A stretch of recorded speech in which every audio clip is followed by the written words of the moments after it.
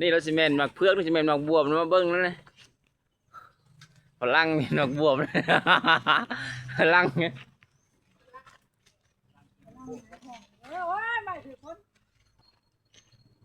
ล่างพี่มา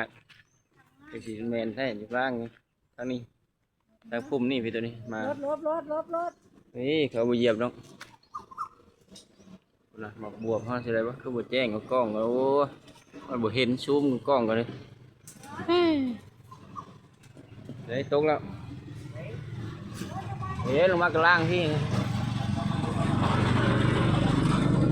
นี่หมักบวบธรรมชาติได้เลยป้าไว้นี่พี่มันอยู่พี่อยู่กระล่างพี่นะมันอยู่พี่อยู่ล่างมันจะเห็นหน้ามากนึงฮันหน้าฮันซี่มากแล้วนะซึ่งไม้แล้ววิดไม้มาทางนอกจังน้อยเห็นหรือเปล่านะปืนขึ้นเลย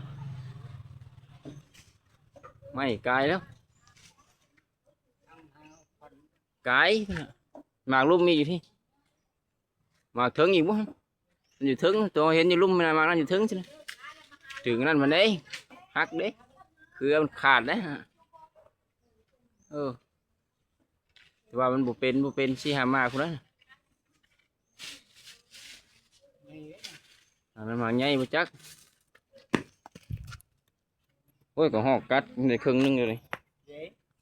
นะเฮียงกันยับไม้มาทางนอกพี่ก็ได้ช่องหมากน้ำหมักนอนพอดีแกงlàเชิงไม้ลอยขึ้นพูนเอาขึ้นทางนั้นไม้ข้ามไปทางนั้นเชิงขึ้นไปเลยหน้าไม้ไกลเลยต่อยเอาทางนี้ไม้นั่นปลายไม้เอาทางนี้นะชูดหมักบัวปลายไม้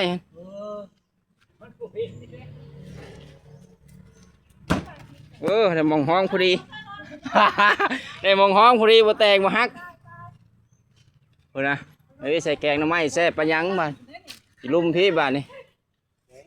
ลุ่มพี่ลงมาลุ่มพี่หน่อยสินี่ซี่มากแล้วมันนี่ซี่หามาก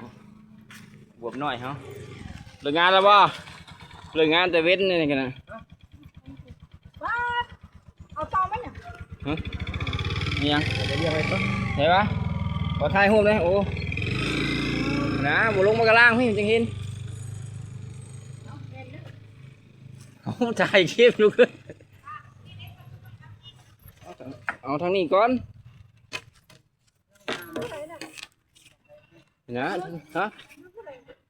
ใส่ฮะรักแล้ว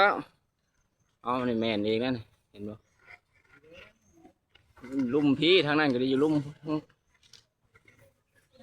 คือบ่ท้ายย้ายไปเลยคอนเทนต์มันเห็นแล้วบ่เดี๋ยวหันน้ำไม้มานี่มันถือควันมาโอ้แตกพอดีเตะเอานี่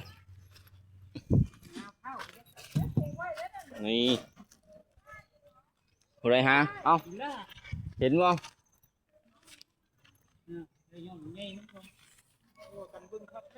เอ้ยคักกันหาตอนเที่ยงอยากเข้า